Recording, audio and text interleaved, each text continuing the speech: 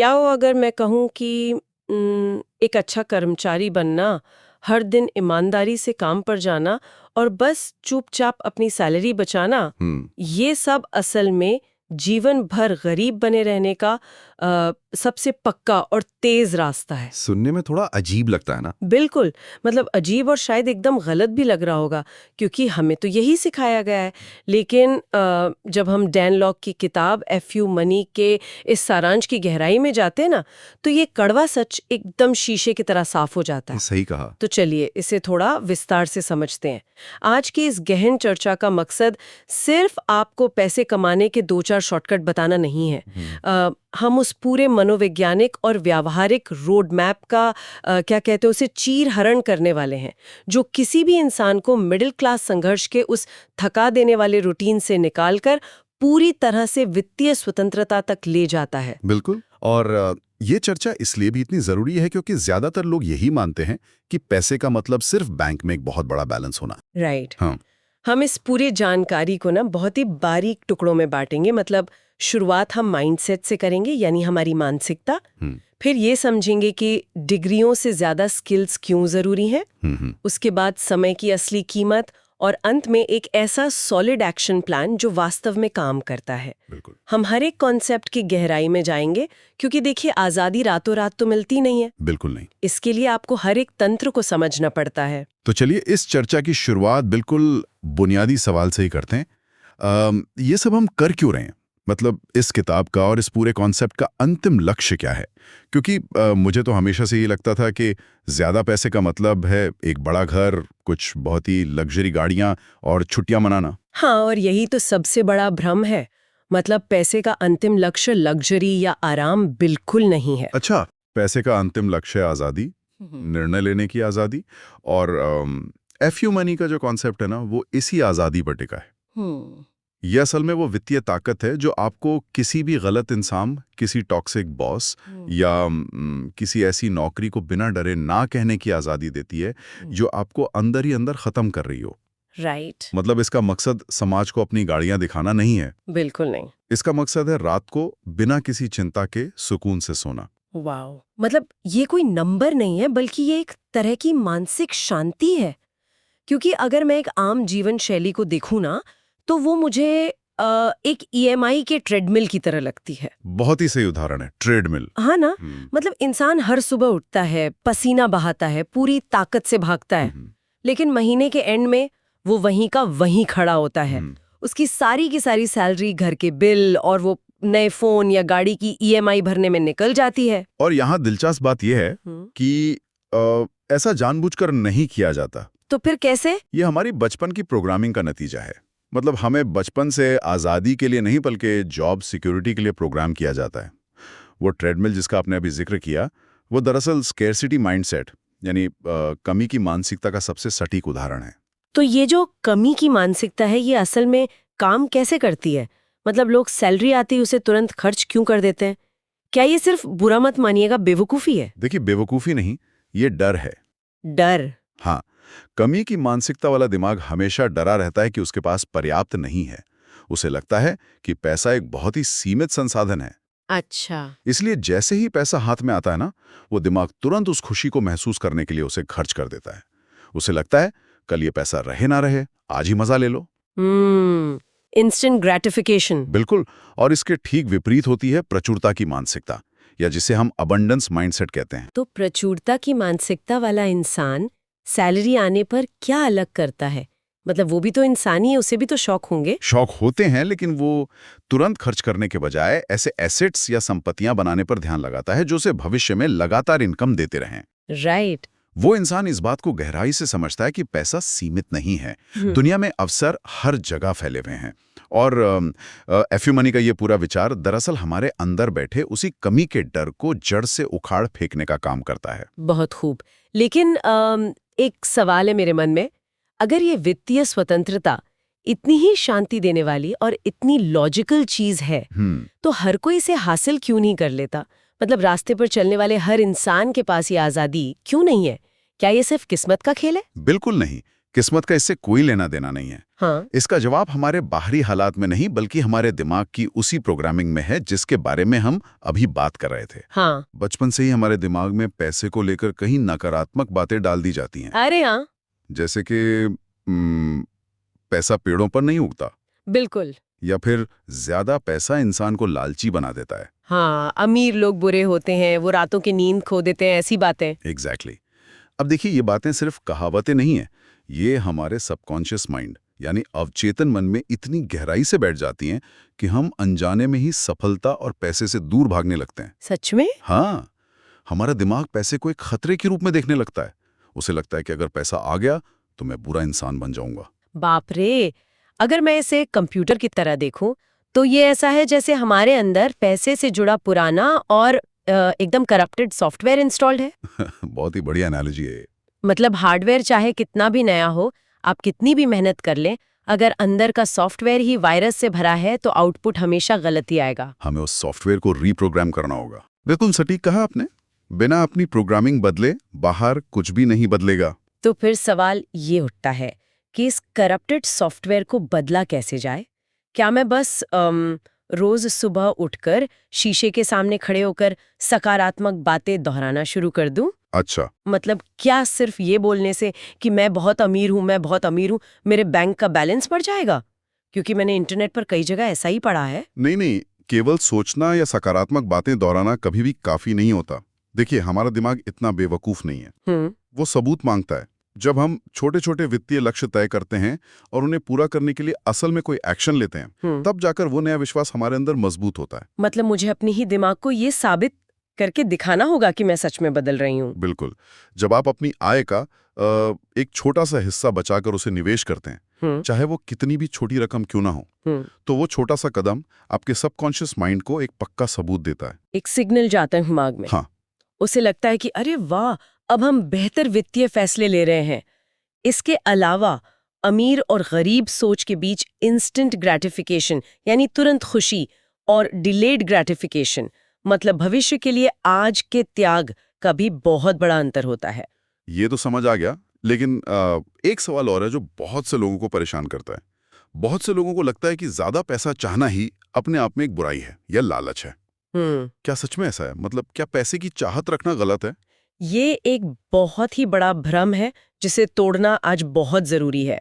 देखिए, पैसा अपने आप में न तो अच्छा होता है और न ही बुरा। राइट। पैसा केवल एक उपकरण है, एक टूल है। ये एक मैग्नीफायर की तरह काम करता है जो इंसान की असली शख्सियत को बस बड़ा कर देता है। अच्छा। तो मतलब अगर कोई इंसान अंदर से अच्छा और दयालु है तो पैसा उसे और क्या बना देगा? पैसा उसे और अधिक लोगों की मदद करने की ताकत देगा। वो बड़े पैमाने पर समाज की भलाई कर पाएगा, अस्पताल खोल पाएगा, बच्चों को पढ़ा पाएगा। हाँ, ये बात तो है। वहीं दूसरी तरफ अगर कोई इंसान अंदर से लालची या बुरा है तो पैसा उसे और भी बुरा बना देगा। एग्जैक्टली। वो उस पैसे का इस्तेमाल लोगों का नुकसान करने में करेगा। इसलिए पैसे से डरने की कोई जरूरत नहीं है। ये तो सिर्फ आपकी असली पहचान को एक बड़ा मंच देता है। ये बात सच में नजरिया बदलने वाली है। चलिए मान लेते हैं कि हमने अपने दिमाग का सॉफ्टवेयर अपडेट कर लिया है। अब हमारे पास एकदम सही मानसिकता है। लेकिन खाली मानसिकता से तो घर नहीं चलता ना। आजादी की इस लड़ाई में हमें किन व्यवहारिक हथियारों की आवश्यकता है? क्योंकि स्रोत सामग्री में डिग्रियों से ज्यादा हाई इनकम स्किल्स पर बहुत जोर दिया गया है। ऐसा क्यों? ऐसा इसलिए है क्योंकि आज की तेजी से बदलती दुनिया में सिर्फ एक कॉलेज की डिग्री आपको वो आजादी नहीं दिला सकती जिसकी हम बात कर रहे हैं। हाँ। डिग्रियां आपको एक तय सैलरी वाली नौकरी तो दिला सकती हैं, लेकिन वित्तीय स्वतंत्रता के लिए आपको ऐसे कौशल चाहिए जो सीधे तौर पर पैसा बनाते हों। जैसे कि मार्केटिंग, कम्युनिकेशन, कॉपीराइटिंग और सबसे अहम सेल्स। देखिए, मैं यहाँ एकदम सच कहूंगी, मुझे सेल्स शब्द से ही बहुत चिढ़ है। अच्छा, क्यों? मतलब मुझे ऐसा लगता है कि सेल्स का मतलब है अपने दोस्तों रिश्तेदारों को परेशान करना, उन पे दबाव डालना या उन्हें वो चीजें चिपकाना जिनकी उन्हें जरूरत ही नहीं है। क्या आजादी पाने के लिए मुझे भी ये सब करना पड़ेगा? ये सेल्स के बारे में सबसे बड़ी गलतफहमी है जो ज्यादातर लोगों के दिमाग में आज भी बैठी है। देखिए, सच्चा सेल्समैन कोई दबाव डालने वाला इंसान नहीं होता। असल में सेल्स का मतलब है लोगों की समस्याओं को गहराई से समझना और उन्हें एक सही समाधान देना। तो ये किसी डॉक्टर की तरह काम करता है? बिल्कुल। जैसे डॉक्टर पहले बीमारी समझता है, टेस्ट करता है और फिर सही दवा देता है। एकदम सटीक उदाहरण है। एक अच्छा डॉक्टर आपको कभी भी बेवजह कोई दवा नहीं चिपकाता। वो पहले आपकी पूरी तकलीफ सुनता है। अगर आप लोगों की समस्या सुलझा सकते हैं ना, तो आप कभी भी भूखे नहीं मरेंगे। ये तो बहुत ही शानदार नजरिया है सेल्स को देखने का। और यहीं पर एक और बहुत बड़ी बात सामने आती है। सिर्फ एक इनकम सोर्स, जैसे कि केवल सैलरी पर निर्भर रहना, आज के समय का सबसे बड़ा वित्तीय जोखिम है। ये तो बिल्कुल एक पैर वाली कुर्सी पर बैठने जैसा है। हाँ, बिल्कुल। मतलब अगर अचानक से वो एक पैर यानी वो इकलौती नौकरी किसी मंदी या कंपनी की छटनी की वजह से टूट गया, तो क्या होगा? तो इंसान का पूरा जीवन और उसका परिवार धड़ाम से जमीन पर आ गिरेगा। एग्जैक्टली। और यहाँ बात सच में दिलचस्प हो जाती है। हम्म जब हम समय के बदले पैसा कमाने से निकलकर कुछ नया करने की सोचते हैं। तो ये पैसिव इनकम का क्या चक्कर है? बहुत सुना है इसके बारे में। अगर हम इसे व्यापक संदर्भ से जोड़ें, तो देखिए, एक्टिव इनकम की एक बहुत बड़ी सीमा होती है। चाहे आप कितने भी होशियार क्यों ना हो, आपके पास दिन में केवल 24 घंटे ही होते हैं। राइट, मैं 24 घंटे से ज्यादा काम तो नहीं कर सकती। बिल्कुल, आप एक सीमा से ज्यादा काम नहीं कर सकते। लेकिन पैसिव इनकम के सिस्टम इस सीमा को पूरी तरह तोड़ देते हैं। मतलब ऐसे सिस्टम बनाना जो मेरे सोने के बाद भी मेरे लिए काम करते रहे। हाँ, चाहे वो कोई बिजनेस हो जिसे दूसरे लोग चला रहे हों, कोई डिजिटल प्रोडक्ट हो जिसे लोग इंटरनेट से रात के 2 बजे भी खरीद रहे हों, या फिर रियल एस्टेट से आने वाला किराया हो। ये सिस्टम बिना थके 24 घंटे काम करते हैं। और सबसे बड़ी बात, हाई इनकम स्किल्स को कोई आपसे कभी चुरा नहीं सकता। ये बात सही है। अगर आपकी नौकरी चली भी जाए, तो आप अपने कम्युनिकेशन या मार्केटिंग की ताकत से शून्य से शुरू करके सब कुछ दोबारा खड़ा कर सकते हैं। ये सब सुन के बहुत अच्छा लगता है, मतलब एक जोश आ जाता है। हाँ। लेकिन अगर पैसिव इनकम और ये स्किल्स इतने ही असरदार हैं, तो लोग बस शुरुआत क्यों नहीं कर देते? ज्यादातर लोग बस बैठकर सोचते ही क्यों रह जाते हैं? क्या ये सिर्फ उनका आलस है? नहीं, ये आलस बिल्कुल नहीं है। इसका सबसे बड़ा कारण है असफलता का भयानक डर, और सबसे जरूरी, समय की कीमत को न समझना। समय की कीमत? हाँ, समय दुनिया का इकलौता ऐसा एसेट है जो दोबारा नहीं बनाया जा सकता। पैसा खो जाए तो वापस कमाया जा सकता है, लेकिन बीता हुआ एक दिन भी दुनिया की सारी दौलत देकर नहीं खरीदा जा सकता। ये बात तो बहुत गहरी है। लेकिन लोग तो हमेशा यही कहते हैं ना कि वे बहुत व्यस्त हैं। मतलब अगर हम किसी से भी पूछें तो वो यही कहेगा कि उसके पास तो सांस लेने की फुर्सत नहीं है। और यहीं पर एक बहुत बड़ा धोखा है। यहाँ बिजी यानी व्यस्त होने और प्रोडक्टिव यानी उत्पादक होने के बीच का फर्क समझना बहुत जरूरी है। अच्छा, दोनों अलग हैं। बहुत अलग हैं। कुछ लोग दिन भर ईमेल्स का जवाब देने, सोशल मीडिया पर स्क्रॉल करने या फालतू की मीटिंग्स में खुद को व्यस्त दिखाते हैं। उन्हें लगता है कि वे बहुत मेहनत कर रहे हैं। तो क्या ये मेहनत नहीं है? वो थकते तो हैं ही। मेहनत हो सकती है, लेकिन ये विकास नहीं है। इससे आप आगे नहीं बढ़ रहे। अमीर सोच वाले लोग अपना कीमती समय बचाने के लिए पैसा खर्च करने को तैयार रहते हैं। मतलब वो अपना समय वापस खरीदते हैं। एग्जैक्टली। वे उन कामों के लिए लोगों को काम पर रखते हैं जो कम कीमत के हैं, ताकि वो अपना पूरा ध्यान उन चीजों पर लगा सकें जो असल में उन्हें तेजी से आगे बढ़ाती हैं। और गरीब सोच वाले लोग? इसके ठीक विपरीत, गरीब सोच वाले लोग कुछ चंद रुपए बचाने के लिए अपना घंटों का कीमती समय बर्बाद कर देते हैं। समझ गई। जैसे अपना समय लगाकर घर की मरम्मत करना ताकि प्लम्बर या मिस्त्री के पैसे बच जाएं। बिल्कुल। जबकि उस समय में वे कोई नया बिजनेस आइडिया सोच सकते थे या कोई नई स्किल सीख सकते थे। यही फर्क है। और फिर वो कंफर्ट जोन भी तो है। शुरू में वो बहुत सुरक्षित लगता है, एक तय सैलरी आ रही है, सब ठीक चल रहा है। लेकिन धीरे धीरे वो एक ऐसी अदृश्य जेल बन जाता है जहां आपका कोई विकास नहीं होता। आप बस वहीं सड़ते रहते हैं। इस पर मुझे स्रोत सामग्री का एक उदाहरण याद आ रहा है। उसमें एक छोटे बच्चे का उदाहरण दिया गया है जो चलना सीख रहा है। हाँ, बहुत ही प्यारा उदाहरण है। जब बच्चा चलना शुरू करता है तो वो बार बार गिरता है, लेकिन वो गिरने से डरकर कोशिश करना कभी नहीं छोड़ता। अगर वो डरे तो वो कभी चल ही नहीं पाएगा। तो फिर जब हम बड़े हो जाते हैं तो हम वयस्कों में ये असफलता का डर इतना हावी क्यों हो जाता है कि हम लकवाग्रस्त महसूस करने लगते हैं? क्योंकि बड़े होने पर ना हम असफलता के साथ अपनी ईगो और समाज के नजरियों को जोड़ लेते हैं। लोग क्या कहेंगे? बिल्कुल, हम सोचने लगते हैं कि अगर मैं फेल हो गया तो लोग मेरा मजाक उड़ाएंगे। डर अक्सर सिर्फ हमारे दिमाग की एक कल्पना होता है।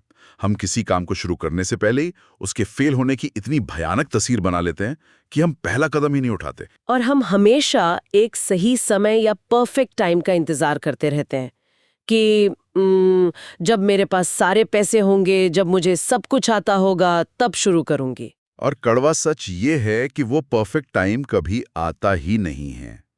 सफल लोग इस बात को बहुत अच्छे से समझते हैं, तो वो क्या करते हैं? इसलिए वे इम्परफेक्ट एक्शन लेते हैं। Imperfect action. हाँ, वे आधी अधूरी तैयारी के साथ ही शुरुआत कर देते हैं और रास्ते में गलतियां करने के लिए तैयार रहते हैं।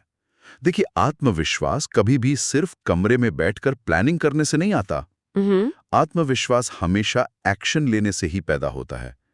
जब आप कुछ करते हैं, तब आपको भरोसा होता है कि आप कर सकते हैं। चलिए मान लीजिए किसी ने डर पर काबू पा भी लिया और एक इम्परफेक्ट एक्शन ले लिया। ठीक है। अब उस गति को कैसे बनाए रखें? क्योंकि शुरुआत करना फिर भी आसान है, एक दिन जोश आ जाता है, लेकिन टिके रहना बहुत मुश्किल है। और यहीं पर हमारी दैनिक आदतें और हमारा आसपास का माहौल सबसे बड़ा रोल प्ले करता है। कैसे? सफलता रातों रात मिलने वाली कोई लॉटरी तो है नहीं। ये रोजाना की जाने वाली आदतों का नतीजा है। जैसे सुबह उठकर सबसे पहले फोन पर दूसरों की जिंदगी देखने के बजाय, जो कि ज्यादातर लोग करते हैं। हाँ, उसकी जगह अपने पूरे दिन की प्लानिंग करना और कुछ नया सीखना। लेकिन रोजाना वो उबाऊ काम करने के लिए मोटिवेशन भी तो चाहिए ना। बहुत बार तो ऐसा होता है कि हम कोई बहुत ही शानदार मोटिवेशनल वीडियो देखते हैं, एकदम से अंदर आग लग जाती है कि अब तो दुनिया बदल दूंगी। हाँ। लेकिन 2 दिन बाद सब फुस हो जाता है, वापस उसी रूटीन में। क्योंकि मोटिवेशन एक शुगर रश की तरह है। Sugar rush? हाँ, जैसे मीठा खाने से आपको अचानक से बहुत सारी ऊर्जा तो मिल जाती है, लेकिन वो ऊर्जा बहुत जल्दी खत्म भी हो जाती है और आप पहले से ज्यादा थका हुआ महसूस करते हैं। बिल्कुल सही। स्रोत सामग्रियां एकदम स्पष्ट करती है कि मोटिवेशन से कई गुना ज्यादा जरूरी है डिसिप्लिन, यानी अनुशासन। तो अगर मोटिवेशन शुगर रश है, तो क्या अनुशासन को हम एक हाई प्रोटीन डाइट मान सकते हैं? बिल्कुल। जो शायद तुरंत असर ना दिखाए, कोई एक्साइटमेंट ना दे, लेकिन धीरे धीरे हमारी मांसपेशियों को फौलादी बना देती है। बहुत ही सटीक एनालॉजी है। अनुशासन का मतलब ही है वो काम करना जो आपके लक्ष्यों के लिए जरूरी है, तब भी जब आपका बिल्कुल मन न कर रहा हो। और यहाँ हमें 1% रोजाना बेहतर बनने के कंपाउंड इफेक्ट को गहराई से समझना होगा। ये कंपाउंड इफेक्ट असल में क्या है? मैंने इसके बारे में सुना बहुत है, लेकिन ये हमारे दिमाग को कैसे बदलता है? देखिए, ये एक बहुत ही शक्तिशाली गणितीय नियम है। जब आप रोजाना सिर्फ 1% सुधार करते हैं ना, तो शुरुआत के कुछ हफ्तों या महीनों में वो सुधार दिखाई भी नहीं देता। आपको लगेगा कुछ बदल ही नहीं रहा और लोग वहीं हार मान लेते हैं। एग्जैक्टली। लेकिन अगर आप लगातार टिके रहते हैं तो 1 साल बाद आप पहले से 37 गुना बेहतर हो जाते हैं। 37 गुना? बाप रे। हाँ, छोटे छोटे एक्शंस जुड़कर एक विशाल परिणाम देते हैं और इस पूरी प्रक्रिया में आपका जो माहौल है वो बहुत काम आता है। वो पुरानी कहावत है ना, आपका नेटवर्क ही आपकी नेटवर्थ है। बिल्कुल। लेकिन क्या नेटवर्किंग का मतलब सिर्फ उन लोगों को ढूंढना नहीं है जो हमारा कोई काम निकाल सकें? मतलब अपने फायदे के लिए लोगों से जुड़ना? नहीं, बिल्कुल नहीं। अगर आप सिर्फ फायदा उठाने के लिए नेटवर्किंग कर रहे हैं तो लोग तुरंत पहचान जाएंगे। लोगों को समझ आ जाता है। सच्ची नेटवर्किंग का मतलब है दूसरों के जीवन में बिना किसी लालच के कोई वैल्यू जोड़ना। मनोविज्ञान भी यही बताता है कि एक इंसान अनजाने में उन 5 लोगों की सोच, आदतों और ऊर्जा को अपना लेता है जिनके साथ वो सबसे ज्यादा समय बिताता है। मतलब अगर मेरे आसपास के लोग हमेशा शिकायतें करते हैं, सरकार को कोसते हैं, महंगाई का रोना रोते हैं और हमेशा अभाव की बातें करते हैं, तो क्या होगा? तो मैं चाहकर भी सकारात्मक नहीं रह पाऊंगी। बिल्कुल। चाहे आप कितने भी अनुशासित क्यों ना हो, उनकी नकारात्मकता धीरे धीरे आपके सबकॉन्शियस माइंड में जहर घोली देगी। इसलिए एक सही और सकारात्मक माहौल चुनना कोई विलासिता नहीं है। ये आजादी के लिए सबसे अनिवार्य आवश्यकता है। आपको ऐसे लोग चाहिए जो आपको ऊपर उठाएं। तो इस सब का क्या मतलब है? मतलब हमने अपनी मानसिकता बदल ली, स्किल्स के बारे में जान लिया, समय की अहमियत भी समझ ली और आदतों पर भी बात कर ली। राइट। लेकिन अब इस पूरी थ्योरी को एक प्रैक्टिकल ब्लूप्रिंट में कैसे बदला जाए? उन लोगों के लिए जो आज खुद को सच में उस EMI के ट्रेडमिल पर बुरी तरह फंसा हुआ महसूस कर रहे हैं, जो घर का किराया देने के लिए भी संघर्ष कर रहे हैं, उनका सबसे पहला कदम क्या होना चाहिए? इसके लिए कुछ बहुत ही कड़े और स्पष्ट नियम है। सबसे पहला और सबसे जरूरी कदम है अपनी आय से कम खर्च करना शुरू करें। ये तो बहुत साधारण सी बात है। मतलब इसमें नया क्या है? यह साधारण जरूर है, लेकिन आज के समय में लोग इसे सबसे कम मानते हैं। वो कैसे? अमीर बनने से पहले अमीर दिखने की जो बीमारी आज समाज में फैल गई है ना, वो लोगों को अंदर से खोखला कर रही है। ओ दिखावा। हाँ, लोग सिर्फ दूसरों को दिखाने के लिए ऐसे फोन और गाड़ियां ईएमआई पर ले रहे हैं जिनकी उन्हें कोई जरूरत नहीं है। इस दिखावे को आज ही बंद करना होगा। आपको अपनी असलियत स्वीकार करनी होगी। ये बहुत कड़वा सच है। और दूसरा कदम? दूसरा कदम है एक इमरजेंसी फंड बनाना। देखिए, जीवन में कोई बीमारी आना या अचानक से नौकरी जाना कभी बता कर नहीं आता। बिल्कुल। अगर आपके पास कम से कम 6 महीने का खर्च चलाने लायक एक इमरजेंसी फंड है ना, तो ऐसी मुसीबतें आपको अंदर तक तोड़ेंगी नहीं। आप पैनिक नहीं करेंगे। और तीसरा कदम है? अपने पैसे को काम पे लगाना, यानी निवेश करना। 1 मिनट, यहाँ पर मैं थोड़ा रोकना चाहूंगी आपको। जी बताइए। जो इंसान पहले से ही आर्थिक तंगी में है, जिसके पास महीने के आखिर में कुछ बचता ही नहीं है, वो निवेश कैसे करेगा? क्या ये सलाह सिर्फ उन अमीरों के लिए नहीं है जिनके पास फालतू पैसा पड़ा है? ये एक बहुत ही महत्वपूर्ण सवाल खड़ा करता है और ज्यादातर लोग यही सोचते हैं।